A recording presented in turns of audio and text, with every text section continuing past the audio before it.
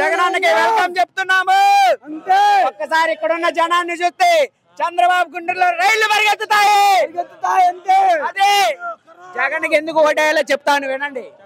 చిన్నపిల్లలకి నాడు నేడు అని చెప్పి విద్యాదేవుని వెలుగులోకి తీసుకొచ్చాడు. అమ్మ ఓడి అని చెప్పి ప్రతి ఒక్క తల్లిదండ్రులకి 15,000 రోజు చొప్పున ప్రతి సంవత్సరం 5 సంవత్సరాలు తప్పనిసరిగా ప్రతి సంవత్సరం వాళ్ళ అకౌంట్లో వేశారు. అలాగే రైతు భరోసా, అలాగే సీపోర్ట్లు, ఇలా ఎన్నో విజయవాడ వాల్ కట్టాడు. అది అసలు హామీలోనే లేదు. నవరత్నాలు ఎన్ని చేశాడు. ఇవన్నీ చేసినా గానీ వాళ్ళ కళ్ళకు కనపడతలేదు. వాళ్ళు చేసిన 2014 మేనిఫెస్టో కనబడితే మాకు చూపిండి, ఒకసారి మేము ఫోటో తీసుకుంటాం. ఇప్పుడు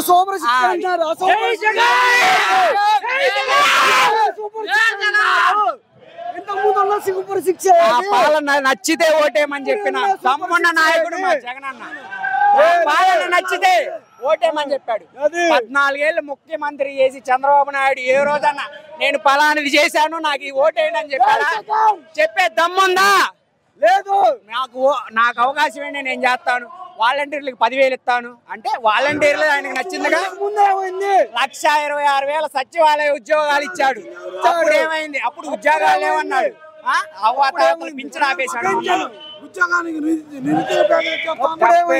జగనన్నని గెలిపించుకుంటాం. మేము అందరం గుంటూరు నుంచి సిద్ధంగా ఉన్నామని చెప్తున్నాం.